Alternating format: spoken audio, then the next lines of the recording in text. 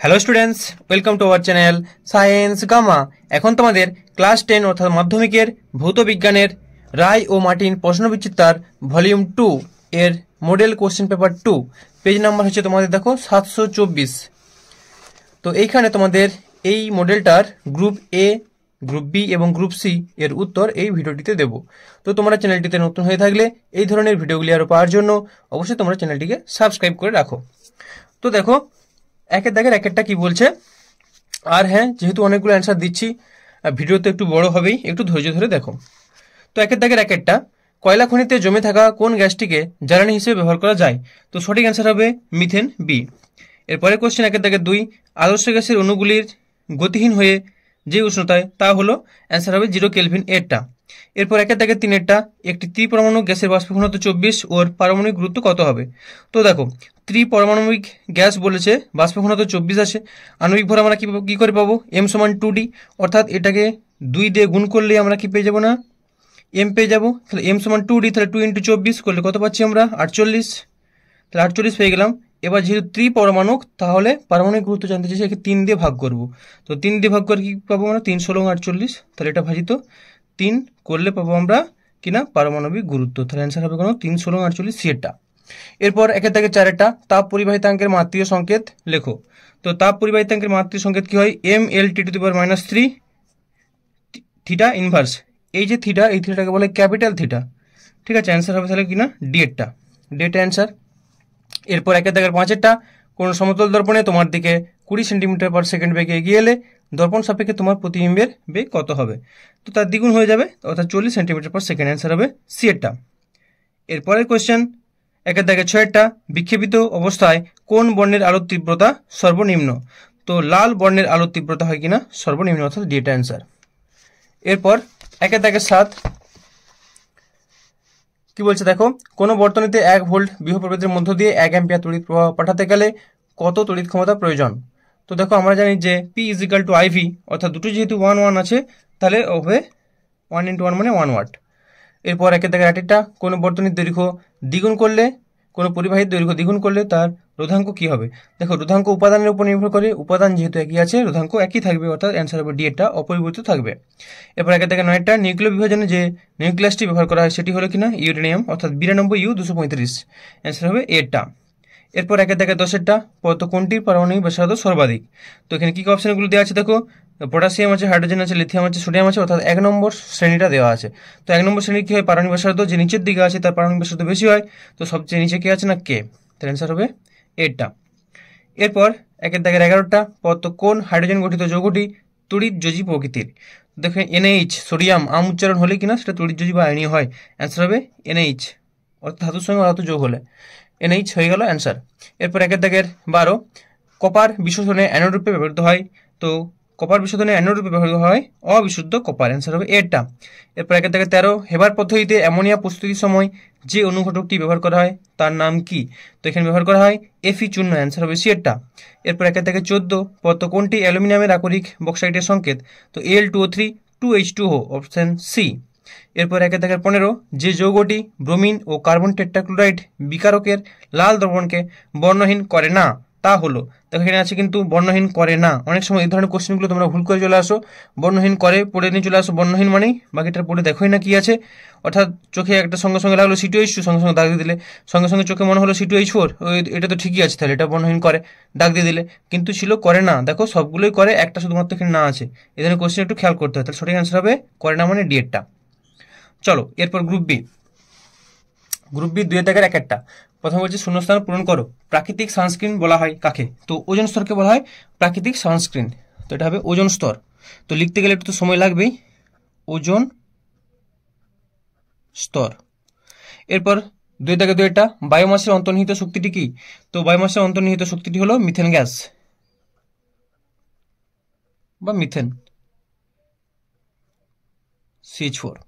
এরপর এলপিজি এর প্রধান উপাদান কি? তো এলপিজি এর প্রধান উপাদান হলো বিউটেন এবং প্রোপেন, তো শুধু বিউটেনটা সবচেয়ে মুখ্য উপাদান কিন্তু বিউটেন, তাহলে বিউটেন লিখলে চলবে।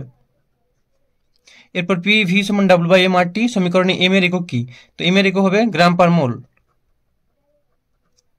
এরপর 2 থেকে 4টা, স্থির উষ্ণতায় কোনো গ্যাসের আয়তন তার চাপের সঙ্গে কিভাবে পরিবর্তিত হয়? তো এটা হবে ব্যস্তানুপাতে পরিবর্তিত হয়।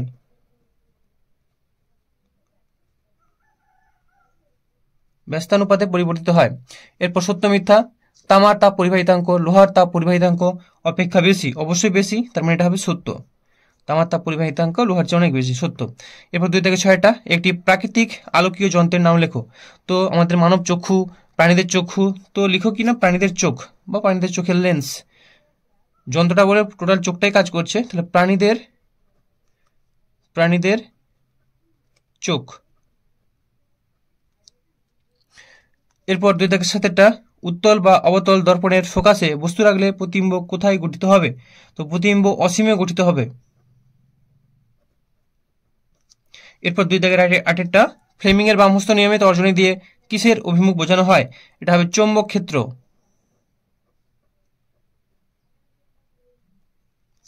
এরপর অথবাটা 12 বিওটি একক এর মান কত মেগাজুলের সমান?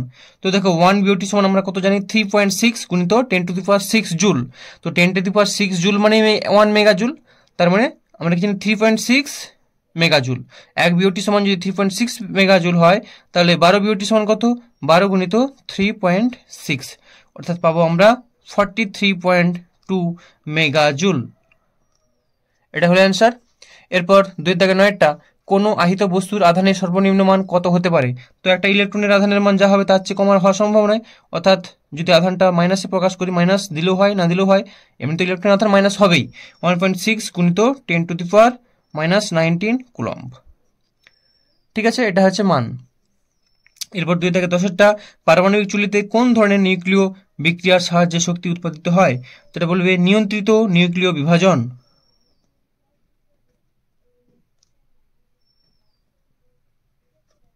নিয়ন্ত্রিত নিউক্লিয় বিভাজন। এরপর আলফা বিটা গামা রশ্মিকে ভেদন ক্ষমতার সঠিক ক্রমানুসারে সাজাও। তো ভেদন ক্ষমতা সবচেয়ে কম আলফা, তার চেয়ে বেশি হচ্ছে বিটা, তারপরে হচ্ছে লেস দেন দিয়ে গামা, এটা সঠিক ক্রম। এরপর 2 থেকে 11টা, পারমাণবিক ব্যাসার্ধ অনুসারে ঊর্ধ্বক্রমে সাজাও। তো দেখো এখানে কি দেওয়া আছে, ফসফরাস আছে, সোডিয়াম আছে, aluminium, sulphur, lithium, magnesium, chlorine, potassium আর সিজিয়াম। তো এখানে দেখো প্রথমে হবে ক্লোরিন, এটা এখানটা লিখতে পুরোটা আচ্ছা সত্য মিথ্যা আছে মানে এই জায়গাটা আমি লিখে দিচ্ছি, ঠিক আছে। তাহলে প্রথম আছে এটা ক্লোরিন, যেহেতু বলেছে দেখো ঊর্ধ্বক্রমে সাজাতে বলেছে, তো সবচেয়ে কম হচ্ছে ক্লোরিনের, তারপরে হবে সালফার, তারপরে হবে ফসফরাস, তারপরে হবে অ্যালুমিনিয়াম, তারপরে হবে ম্যাগনেসিয়াম। ম্যাগনেসিয়াম দেখো অ্যালুমিনিয়াম 13ই ছিল, ম্যাগনেসিয়াম চলে আসলে কত নম্বরে? না 2 নম্বর শ্রেণী। তারপরে আছে লিথিয়াম, এবার 1 নম্বর শ্রেণীর সমমূলগুলো আছে লিথিয়াম। লিথিয়ামের পর হবে কিনা আমাদের সোডিয়াম, তারপরে পটাশিয়াম, যেখানে থেকে বোঝা যাচ্ছে না, আমি এই জায়গাটা লিথিয়ামের পর এখান থেকে লিখছি দেখো, তারপরে হবে সোডিয়াম, তারপরে হবে পটাশিয়াম, তারপরে হবে সিজিয়াম। ঠিক আছে, লিথিয়ামের পর সোডিয়াম, পটাশিয়াম, সিজিয়াম, এভাবে পরপর লিখে নেবে, এটা সঠিক অ্যান্সার। চলো এরপরে কোশ্চেন কি আছে, সত্য মিথ্যা। লিথিয়াম একটি তীব্র তড়িৎ ধনাত্মক ধাতু, যেহেতু 1 নম্বর শ্রেণী আছে অবশ্যই তীব্র তড়িৎ ধনাত্মক ধাতু, এটা সত্য। এরপর অথবাটা, পর্যায় সারণীর প্রথম কোন পর্যায়ে ধাতু, অধাতু ও ধাতুকল্প 3 ধরনের মৌলই বর্তমান? তো 3 ধরনের মৌলই বর্তমান থাকে দ্বিতীয় পর্যায় সারণীর দ্বিতীয় পর্যায়ে। প্রথম কোন পর্যায়ে বলেছিল? প্রথম দ্বিতীয় পর্যায়ে, প্রথমের দিক থেকে দেখতে গেলে দ্বিতীয় পর্যায়ে হবে। এরপর 13টা, একটি সমযোজী যৌগের উদাহরণ দাও যার জলীয় দ্রবণ তড়িৎ পরিবহন করে। তো এটা কি হবে না, উদাহরণটা হবে HCl, অর্থাৎ হাইড্রোজেন ক্লোরাইড, বা যেটাকে আমরা হাইড্রোক্লোরিক অ্যাসিড বলি, তাহলে HCl। এরপর 2 থেকে 14টা, প্ল্যাটিনাম ইলেকট্রোড ব্যবহার করে অম্লায়িত জলের তড়িৎ বিশ্লেষণে ক্যাথোডের বিক্রিয়াটি লেখো। তো ক্যাথোড বিক্রিয়া তাহলে কি হয়, H প্লাস E মাইনাস থেকে পাবো আমরা কিনা H, দ্বিতীয় স্টেপে হবে H প্লাস H, তৃতীয়তে H2। লোহার উপর জিঙ্কের প্রলেপ দিতে তড়িৎ বিশ্লেষণ হিসেবে কি নেওয়া হয়? তো জিঙ্ক সালফেটের জলীয় দ্রবণ ZnSO4 এর জলীয় দ্রবণ লিখবে, ZnSO4 এর জলীয় দ্রবণ, আমি আর যে জলীয় দ্রবণটা লিখছি না। সত্য মিথ্যা, পারদ তড়িৎ পরিবহন করে কিন্তু তড়িৎ বিশ্লেষণ নয়, অবশ্যই এটা সত্য। এরপর বজ্রপাতের ফলে বায়ুমণ্ডলে নাইট্রোজেন ও অক্সিজেনের বিক্রিয়ায় কোন যৌগ উৎপন্ন হয়?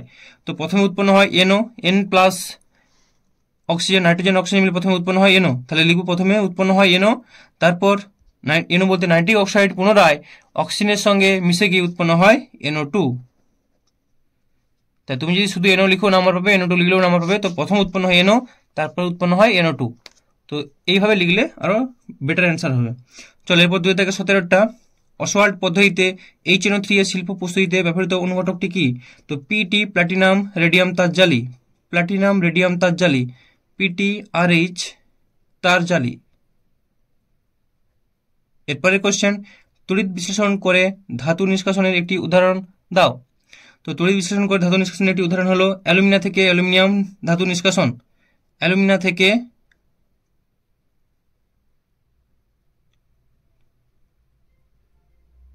অ্যালুমিনিয়াম ধাতু নিষ্কাশন,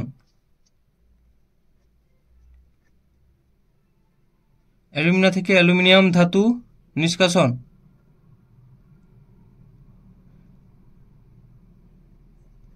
এরপর দার্শনিকের রুল কাকে বলে? তো জিঙ্ক অক্সাইড জেডেনো, জিঙ্ক অক্সাইড জেডেনোকে বলা হয় দার্শনিকের রুল। এরপর 20টা, এলপিজি সিলিন্ডারের দুর্গন্ধযুক্ত পদার্থটির নাম কি? তো এটা বলবে মিথাইল মারক্যাপটান অথবা ইথাইল মারক্যাপটান। তাহলে যে কোনো একটা লিখলেই চলবে বা দুটো লিখতে পারো। আমি একটা লিখছি, মিথাইল মার ক্যাপটান, কজফলাকা প ক্যাপটান।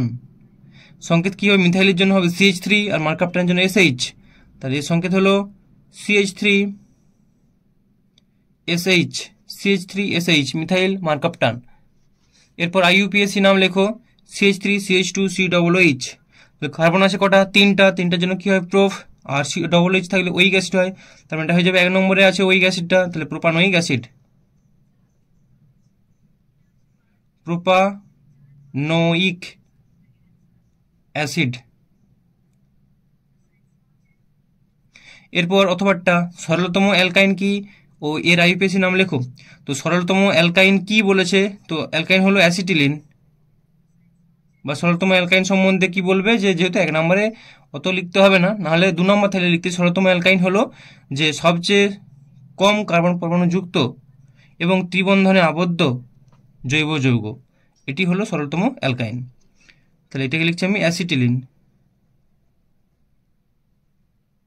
এর IUPAC নাম কি হবে না? ইথাইন। IUPAC নামটা হবে ইথাইন, ইথাইন। এরপর গ্রুপ সি 3 দাগের একটা, বিশ্ব উষ্ণায়ন নিয়ন্ত্রণের 2টি উপায় লেখো। তো অ্যান্সারটা তোমাদের আমি রায় ও মার্টিন সোয়াইগার, পেজ নাম্বার 22।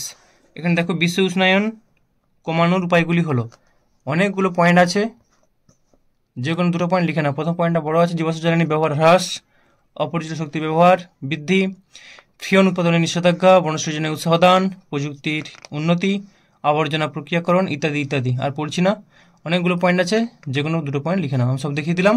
চলো এরপরের কোশ্চেন কি আছে? এরপরের কোশ্চেন 3 থেকে 2-টা, এনটিপিতে কোনো গ্যাসের আয়তন 20 লিটার হলে 27 ডিগ্রি সেন্টিগ্রেড তাপমাত্রায় ও 750 mm চাপে গ্যাসটির আয়তন কত হবে? তো অ্যান্সারটা তোমাদের দেখিয়ে দিচ্ছি। তাহলে তথ্যগুলো লিখে নেবে। প্রদত্ত V1 সমান 10 লিটার, P1 সমান 760 mmHg, T1 সমান 0 ডিগ্রি সেন্টিগ্রেড, STPতে মানে বা NTPতে মানেই চাপের মানটা 760 মিলিমিটার পাঁচ নম্বর চাপ বা 76 সেন্টিমিটার পাঁচ নম্বর চাপ, আর টিটা হয় 0 ডিগ্রি সেন্টিগ্রেড মানে 273 কেলভিন। এরপর V2 বের করতে হবে, আর চাপটা P2 দেওয়া আছে 750 mmHg কোয়েশ্চেনে, আর T2 দেওয়া আছে 27 ডিগ্রি সেন্টিগ্রেড মানে 273 যোগ করলে 300 কেলভিন। এবার সূত্র লিখে নেবো যে আমরা জানি P1 V1 সমান P2 V2 by P1 V1 by T1 সমান P2 V2 বাই T2। এখান থেকে V2টা বের করে নেবো, মানগুলো বসাবো, তাহলে পাচ্ছি আমরা 11.14 লিটার। তোমাদের এটা অ্যান্সারটা একটু আলাদা দেওয়া আছে, তো এটা লিখে দরকার নেই, অ্যান্সার 11.14ই হবে। তাহলে সঠিক অ্যান্সার হলো এটাই। তাহলে লিখবো তো গ্যাসটির নির্ণয় আয়তন 11.14 লিটার। চলো এরপরে কোশ্চেন কি আছে? 3 থেকে 2 হলো, 3 থেকে 2 এর অথবাটা, চার্লসের সূত্র থেকে পরম শূন্য তাপমাত্রার সংজ্ঞা প্রতিষ্ঠা করো। তো এই অ্যান্সারটা তোমাদের আমি ভট্টাচার্য ব্রাদার্স পেজ নাম্বার 12 এখান থেকে দেখিয়ে দিচ্ছি। দেখো, চার্লসের সূত্র থেকে পরম শূন্য উষ্ণতার সংজ্ঞা এখান থেকে শুরু করবে, আর তোমরা এতটা পর্যন্ত লিখবে। একে পরম শূন্য উষ্ণতা বলে, এটা লিখলেই হবে। 2 নম্বরের কোশ্চেন, কোনো চাপ নেই। আমি এটা পড়ছি না, পড়তে গেলে বড় হয়ে যাবে। Bhattacharya brothers page number 12। চলো এরপরে কোশ্চেন, যাদের এই ধরনের বইগুলো নেই, অ্যান্সার পাচ্ছ না, সমস্যা হচ্ছে, তারা ভিডিওটাকে একটু পজ করে করে অ্যান্সারগুলো লিখে নেবে। চলো এরপর 3 থেকে 3টা কি বলছে দেখো, একটি অবতল দর্পণ থেকে 25 সেমি দূরে অবস্থিত একটি বিন্দু বস্তু থেকে নির্গত আলোক রশ্মি দর্পণে আপতিত হয়ে দর্পণের প্রধান অক্ষের সমান্তরালভাবে নির্গত হয়। অবতল দর্পণটির বক্রতা ব্যাসার্ধ জানতে চেয়েছে। তাহলে অ্যান্সার দেখে নাও। এই ভাষাটা প্রথমের দিকে এটা 4 লিখতে পারো, নাহলে শুধু এইটুকু অ্যান্সারটা করলে নাম্বার পেয়ে যাবে। লিখবে, আমরা জানি অবতল দর্পণের ফোকাসে কোনো বিন্দু বস্তু রাখলে বিন্দু বস্তু থেকে নির্গত আলোক রশ্মি দর্পণের উপর আপতিত হওয়ার পর প্রধান অক্ষের সাথে সমান্তরালভাবে নির্গত হয়। প্রশ্ন অনুযায়ী ফোকাস দূরত্ব f সমান 25 সেন্টিমিটার, অতএব বক্রতা ব্যাসার্ধ r সমান 2f সমান 2 × 25 সমান 50 সেন্টিমিটার। অতএব অবতল দর্পণটির বক্রতা ব্যাসার্ধ 50 সেন্টিমিটার। এটা হলো কিনা এর অ্যান্সার। তো চলো এরপরে কোশ্চেন কি আছে, 3 অথবাটা কোনো উত্তর লেন্স থেকে 20 সেমি দূরে 10 সেন্টিমিটার উচ্চতার কোনো বস্তু রাখলে লেন্সটি থেকে 30 সেমি দূরে ওই বস্তুর প্রতিবিম্ব গঠিত হয়, প্রতিবিম্বের উচ্চতা নির্ণয় করো। অর্থাৎ তোমাদের রৈখিক বিবর্ধনের সূত্র থেকে অঙ্কটা দিয়েছে। তাহলে লিখে নেব প্রদত্ত দূরত্ব ইউ সমান 20 সেমি, উচ্চতা h1 সমান 10 সেন্টিমিটার, প্রতিবিম্ব দূরত্ব v সমান 30 সেমি, আর প্রতিবিম্বের উচ্চতা h2 সমান জিজ্ঞাসা চিহ্ন। তোমরা এই ভাষাগুলো না লিখলে চলবে, ডাইরেক্ট ইউ সমান h সমান v সমান এগুলো লিখে নিলে চলবে। ঠিক আছে, এবার লিখবো আমরা জানি রৈখিক বিবর্ধন m সমান h2/h1 সমান v/u, মানে প্রতিবিম্বের উচ্চতা বা বস্তু উচ্চতা সমান প্রতিবিম্বের দূরত্ব ভাজিত বস্তু দূরত্ব। এই সূত্র অনুযায়ী h2 এর মানটা পেয়ে যাচ্ছি কত না vh1/u, তার মানগুলো বসিয়ে পাবো h2 এর মান 15। তো এটাই অ্যান্সার হবে। তাহলে অতএব প্রতিবিম্বের নির্ণয় প্রতিবিম্বের উচ্চতা 15 সেন্টিমিটার। আশা করি বুঝে গেছো। চলো এরপরে কোশ্চেন কি আছে, 3 অথবা হলো, এরপর 4 পরিবর্তী তড়িৎ প্রবাহ বলতে কি বোঝায়। তো পরিবর্তী তড়িৎ প্রবাহ এই অ্যান্সারটা তোমাদের আমি ভট্টাচার্য বাদাস থেকে অ্যান্সারটা দেখাচ্ছি, পেজ নাম্বার হলো 79। তো অ্যান্সারটা দেখে নাও, পরিবর্তী তড়িৎ প্রবাহ সময়ের সঙ্গে সঙ্গে কোনো প্রবাহের মান ক্রমাগত পরিবর্তিত হলে এবং অভিমুখ একটি নির্দিষ্ট পর্যায়কাল অন্তর অন্তর পরিবর্তিত হলে সেই প্রবাহকে পরিবর্তী প্রবাহ বলে। তো এটা লেখার পর সংজ্ঞাটা এই গ্রাফটা একটু দেখিয়ে দিবে যে কীভাবে পরিবর্তনটা হচ্ছে। ঠিক আছে, সময়ের সাথে ভোল্টেজের বা প্রবাহমাত্রার, এই ক্ষেত্রে প্রবাহমাত্রা দেখানো হয়েছে, ভোল্টেজের করলেও একই রকমই হতো গ্রাফ। চলো এরপরে কোশ্চেন কি আছে, এরপরে কোশ্চেন 3-5 C2H4 এর লুইস ডট গঠনের সাহায্যে যৌগটির রাসায়নিক বন্ধন ব্যাখ্যা করো। তো এটা তোমাদের আমি ছায়া প্রকাশনী থেকে রেখে দিচ্ছি। ছায়া প্রকাশনী দেখো C2H4, এই অ্যান্সারটা এভাবে লিখে নিবে। আর কি আর বলবো, এটা বলতে গেলে সময় নষ্ট। ঠিক আছে, এটা করে নেবে। পেজ নাম্বার হচ্ছে ছায়া প্রকাশনী 109, টেক্সট বই। ওকে, চলো এরপরের কোশ্চেন কি আছে, 3-5 হলো। 3-5 অথবাটা লুইস ডট গঠনের সাহায্যে ক্যালসিয়াম ক্লোরাইডের গঠন দেখাও। তো ক্যালসিয়াম ক্লোরাইডের গঠন তোমাদের এটা আমি রায় মার্টিনের যে যে সহায়িকা আছে সেখান থেকে দেখিয়ে দিচ্ছি ক্যালসিয়াম ক্লোরাইড। ঠিক আছে, পেজ নাম্বার হচ্ছে তোমাদের এটা 396 পেজ। 3 তাহলে তোমাদের অ্যান্সার হলো লুইস ডট গঠনের সাহায্যে ক্যালসিয়াম ক্লোরাইডের গঠন দেখাও, 396 পেজে রায় মার্টিনের সহায়িকাতে আছে। তো এই যে ক্যালসিয়াম ক্লোরাইড দেখতে পাচ্ছ, এটা করে নিবে। চাইলে ভাষাগুলো একটু অ্যাড করো। অ্যাকচুয়ালি লেখার পর ভাষা অল্প লিখতে হয়, তো এখানে অনেক ভাষা লিখেছে, এখানে ভাষা লেখা আছে, ছবিটা তো আঁকতেই হবে এভাবে, তারপর ভাষা খুব অল্প করে এখানে দেওয়া আছে, আমি যা আছে দেখিয়ে দিচ্ছি। আর এইটুকু ভাষা আছে এতটা, তো এত লেখার দরকার নেই, তোমরা অল্প করে একটু কিছু লিখে দেবে। চলো আর দেরি করছি না, পরে কোশ্চেন কি আছে। এরপরে কোশ্চেন Na ও Na+ এর মধ্যে কোনটি বেশি সুস্থিত ও কেন। তো এই অ্যান্সারটা তোমাদের আমি ওই রায় মার্টিনের সহায়িকা থেকে দেখাচ্ছি, পেজ নাম্বার হচ্ছে 403।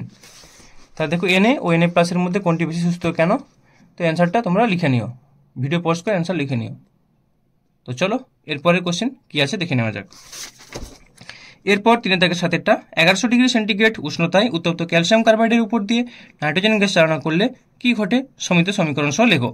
তাহলে অ্যান্সারটা তোমাদের দেখাচ্ছি আমি ভট্টাচার্য বাদাস, পেজ নাম্বার 121। তো দেখো ক্যালসিয়াম কার্বাইডের উপর দিয়ে নাইট্রোজেন গ্যাস চালনা করলে কি হয় না, নাইট্রোলিম উৎপন্ন হয়। তো এই যে ক্যালসিয়াম কার্বাইডের উপর নাইট্রোজেন চালনা করলে নাইট্রোলিম, তো পুরোটা তোমরা যে বিক্রিয়া CH2+N2 থেকে CnCn+C ভাষাটা লিখে নেবে, তারপর বিক্রিয়া লিখে নেবে। চলো এরপরে কোশ্চেন কি আছে, পরে কোশ্চেন অথবাটা 3-7 অথবাটা H2SO4 দ্বারা অম্লীকৃত পটাশিয়াম ডাইক্রোমেটের দ্রবণে H2S পাঠানো হলো, কি ঘটে সমীকরণ সহ লিখতে বলছে। বিক্রিয়ার দ্বারা H2S কোন ধর্ম প্রকাশ পাওয়া যায়। তো H2S এর এখানে বিজারণ ধর্ম পাওয়া যায়। এটা তোমাদের ভট্টাচার্য বাদাস, পেজ নাম্বার 120।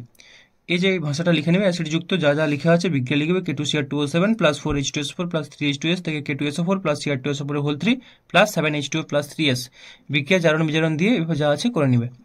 তো এটা অ্যান্সার হয়ে গেল। এরপরে কোশ্চেন কি আছে দেখে নাও।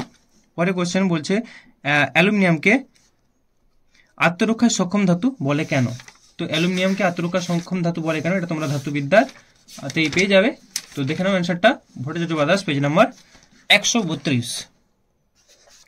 তাহলে লিখবে যে আর্দ্র বায়ুর সংস্পর্শে অ্যালুমিনিয়াম ধাতুর উপর তার অক্সাইডের শুষ্ক আস্তরণ পড়ে, এই আস্তরণটি অ্যালুমিনিয়ামকে O2 ও জলীয় বাষ্প দ্বারা পরিবর্তী জারণ ক্রিয়া থেকে রক্ষা করে ও ধাতুটির ক্ষয় বন্ধ করে। এই জন্যই বলা হয় অ্যালুমিনিয়ামকে সেলফ প্রোটেক্টিং মেটাল। তারপর বিক্রিয়া দিয়ে দেবে 4Al + 3O2 থেকে 2Al2O3 হয়ে গেল। চলো পরের কোশ্চেন কি আছে দেখে নাও। এরপরের কোশ্চেন, অ্যাসিটিলিনের নিয়ন্ত্রিত হাইড্রোজেনেশন বিক্রিয়ার সমীকরণ লেখো। তো এটা তোমাদের জৈব যৌগের ভট্টাচার্য বাদাস থেকে দেখাচ্ছি, পেজ নাম্বার 144, অ্যাসিটিলিনের হাইড্রোজেনেশন বিক্রিয়া। তো 144 দেখে নাও। এই দুটো বিক্রিয়া লিখবে। অ্যাসিটিলিনকে প্রথমে, বিশেষ করে প্রথমে একটা অ্যাসিটিলিন থেকে হয়ে গেল কিনা ইথিলিন, পুনরায় আবার সেখানে আবার হাইড্রোজেন দিলে কি হয়ে যাবে না ইথেন। অর্থাৎ কোন অনুঘটক অবশ্যই দিতে হবে পিটি বা রানিনিকেল অনুঘটক দিলে, কারণ পিটি বা রানিনিকেল অনুঘটক দিলে কি হয় না সাধারণ উষ্ণতাতে বিক্রিয়াটা ঘটে। ঠিক আছে, চলো এরপরে কোশ্চেন কি আছে দেখে নেওয়া যাক। এরপরে কোশ্চেন, মিথেনে কার্বনের 4টি যোজ্যতা কিভাবে বিন্যস্ত থাকে। তো এই অ্যান্সারটা তোমাদের আমি দেখাচ্ছি ভট্টাচার্য বাদাস পেজ নাম্বার 135 থেকে। দেখে নাও, এই যে পেজ 135। তো মিথেন, এটা অ্যান্সার লিখবে যে মিথেন অণুতে কার্বন পরমাণু 4টি হাইড্রোজেন পরমাণু সঙ্গে পৃথক পৃথক 4টি ইলেকট্রন জোড় গঠন করে। এটা আমি আর পড়ছি না পুরোটা, এতটা পর্যন্ত লিখতে হবে।